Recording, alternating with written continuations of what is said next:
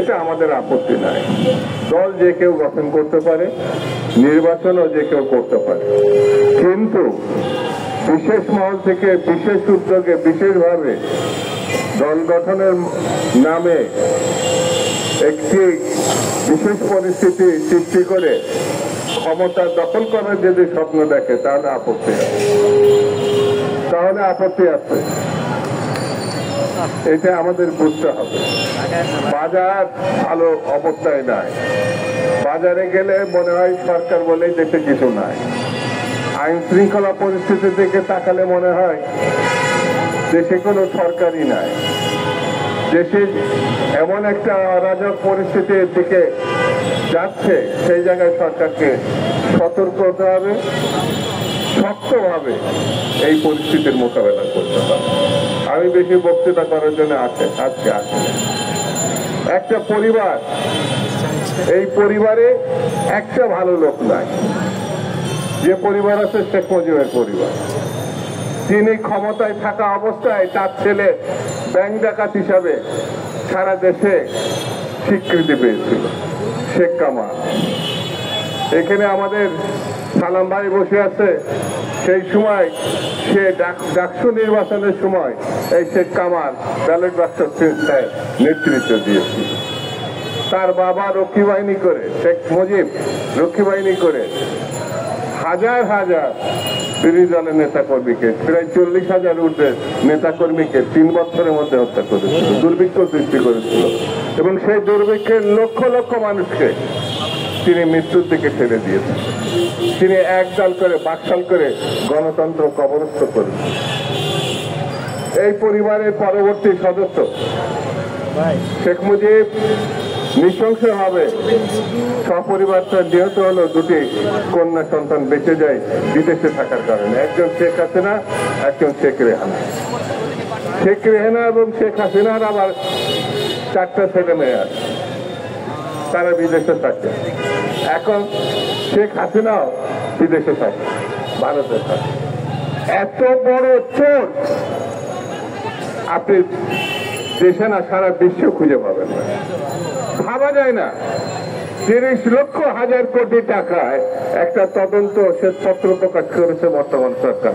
আমি তাদেরকে ধন্যবাদ দিই।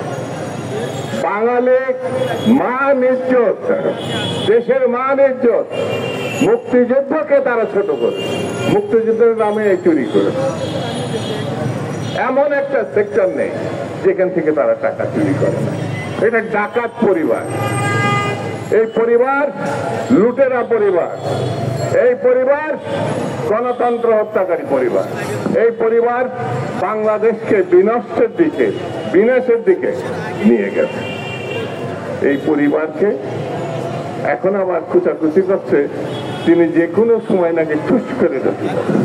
এই ঠুসঠাস শব্দ তার খুব পছন্দ। এক সময় বেগম জিয়াকে হত্যা করবে বলে তিনি প্রকাশ্যে বলেছিলেন, পদ্মা সেতু থেকে তিনি ফেলে দেবেন, টাস করে ফেলে। কি ভয়ঙ্কর মহিলা! তিনি ডক্টর ইউনূসকে পদ্মাতে ডুবাবে বলেছিলেন, প্রকাশ্যে বলেছেন। এই পরিবারকে যত তাড়াতাড়ি সম্ভব, ডক্টর ইউনূস সাহেব, আপনার কাছে আমরা দাবি করি না, কিন্তু আজকে দাবি করি, দ্রুত বিচারে আওতায় আনতে হবে। শুধু শেখ হাসিনা না, শেখ হাসিনা, শেখ রেহানা এবং তাদের যাদের পুত্র কন্যা আছে। এই যে টিউলিপ পার্লামেন্টে মেম্বার হওয়ার পরে, আরে আল্লাহ কি উৎসব! এখন দেখা যাচ্ছে সেই 14 মধ্যে টিউলিপও আছে। এবং এটি বাংলাদেশে তদন্ত হয় না, আমেরিকায় সিবিআই, আমেরিকান তদন্ত সংস্থা, তারা এই তদন্ত করে। এই যে মাঝে মাঝে আপনি তো মনে আছে শেখ হাসিনা কেন্দ্রে ফেলছে, ওনার কান্নার একটা স্বভাব আছে। আমি আমার ছেলে মেয়েদের খাওয়াতে পারি নাই, টাকা দিতে পারি নাই, শিক্ষা দিতে পারি নাই, মানে শিক্ষার টাকা দিতে টাকার মানে এখন তো মনে হচ্ছে এক সাম্রাজ্ঞী ছাড়া এত টাকা কারোর তো থাকার কথা না। তিনি যান অর্জন করে।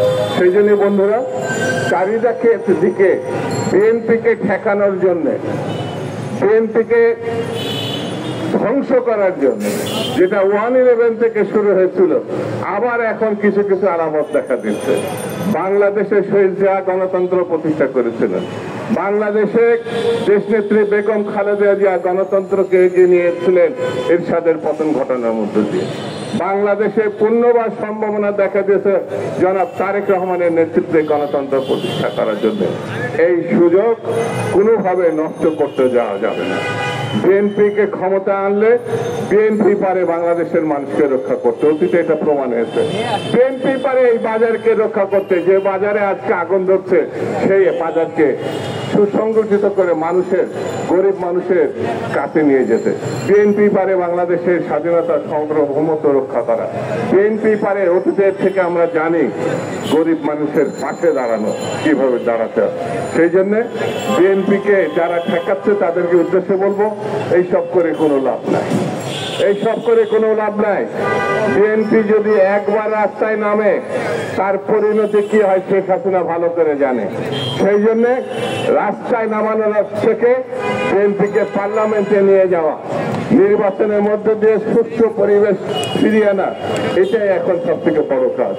এই দিকে আমি সরকারকে আহ্বান জানাবো, যত দ্রুত সম্ভব নির্বাচনের ব্যবস্থা করেন, নির্বাচনের মধ্য দিয়েই একটি নির্বাচিত সরকার প্রতিষ্ঠা করেন। তাহলে 24-এর যে চেতনা, 24-এ যে গণ অভ্যুত্থানের লক্ষ্য, সেটি পূরণ করা সম্ভব হবে। আমি সবাইকে ধন্যবাদ, সবাইকে শুভেচ্ছা জানিয়ে